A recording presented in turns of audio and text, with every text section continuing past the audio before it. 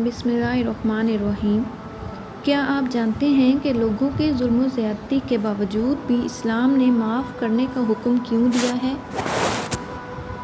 اگر آپ کے ساتھ کوئی ظلم ہوا ہے یا کوئی زیادتی کرتا ہے تو اسلام نے آپ کو بدلہ لینے کی اجازت دی ہے، لیکن اللہ تعالیٰ نے یہ کیوں کہا کہ معاف کر دینا زیادہ بہتر ہے؟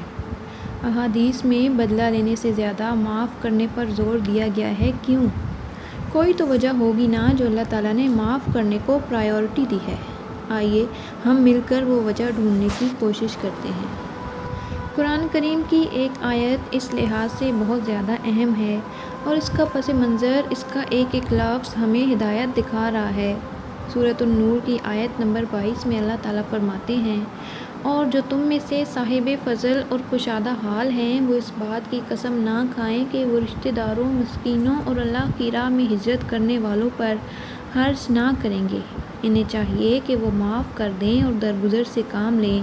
کیا تم نہیں چاہتے کہ اللہ تعالیٰ تمہیں بخش دے، اور اللہ بخشنے والا، رحم کرنے والا ہے۔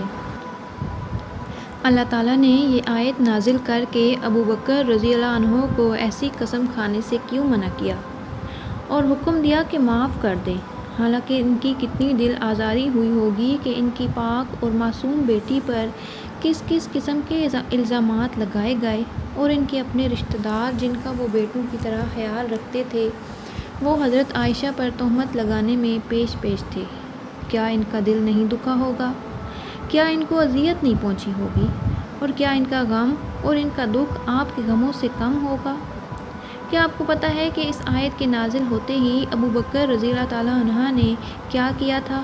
انہوں نے نہ صرف مستح کو معاف کر دیا بلکہ ان کی امداد پہلے سے بھی زیادہ کرنا شروع کر دی۔ کیوں؟ وہ کیا راز تھا جو ابو بکر رضی اللہ عنہ کی اللہ کی آیت سے فوراً سمجھ گئے، جس کو سمجھنے کی اب ہمیں سب سے زیادہ ضرورت ہے؟ معاف کرنا یعنی اپنے دل کو اس تنگی سے مکمل طور پر پاک کر لینا جو کسی کی زیادتی کی وجہ سے ہوئی ہے۔ معاف کرنا پتہ ہے کیا کرتا ہے؟ یہ آپ کے دل کو صاف کر دیتا ہے، اس مٹی سے جو لوگوں کی نفرت کی وجہ سے آپ کے دل میں جمع ہو جاتی ہے، کیونکہ اگر اسے صاف نہ کیا اور دل ویسا ہی میلا رہا تو اس میں اللہ کی باتیں کیسے سمائیں گی؟ قرآن کے الفاظ کا نور پورے دل میں کیسے سمائے گا؟ اگر ایک کونے میں میل کچیل پڑا ہو، وہ کونا تو نور سے محروم رہ جائے گا۔ معاف کرنے کا مطلب یہ نہیں ہے کہ آپ کی معافی سے آپ پر ظلم کرنے والوں کا ظلم ان کے نامہ اعمال سے فوراً مٹ جائے گا۔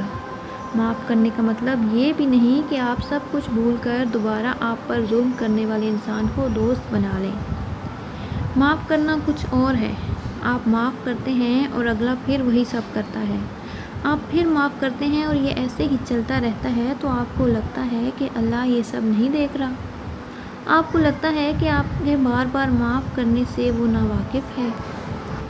آپ کو لگتا ہے کہ جو بار بار آپ پہ ظلم کر رہا ہے، اللہ کے ہاں اس سے کوئی پوچھ گچھ نہیں ہوگی۔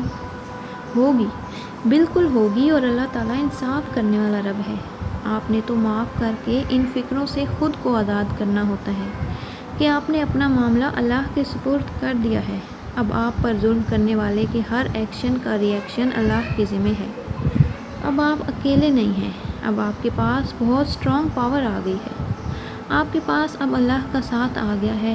اب جو شخص ظلم کرتا جا رہا ہے، آپ کو لگتا ہے اس کے معاف کرنے سے اس کے گناہ دھل جائیں گے؟ اس کی نیت، اس کے ظلم کا حساب نہیں لیا جائے گا؟ کیا اللہ دیکھنے والا نہیں ہے؟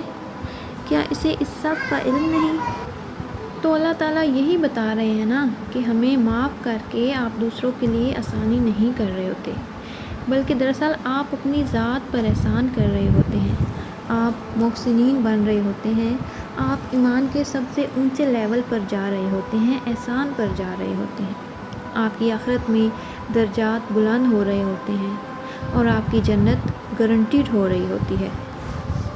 کسی کو معاف کر کے آپ اس پر نہیں بلکہ خود پر احسان کر رہے ہوتے ہیں۔ آپ اپنے دل کو اللہ کی قربت کے لیے صاف کر رہے ہوتے ہیں، کیونکہ اگر آپ ایسا نہیں کرتے تو جب آپ اس شخص کو دیکھتے ہیں آپ کو ہر اس لمحے شدید غصہ آتا ہے، اور ہر اس لمحے آپ اپنا وقت اللہ کی یاد اور محبت سے ڈائیورٹ کر کے اس شخص کی نفرت میں لگا دیتے ہیں۔ سو اب سے آپ نے ایک کام کرنا ہے، آپ نے معاف کرنے کی عادت بنانی ہے، آپ نے محسنین میں سے بننے کی کوشش کرنی ہے، کسی پر نہیں بلکہ خود پر احسان کرنا ہے۔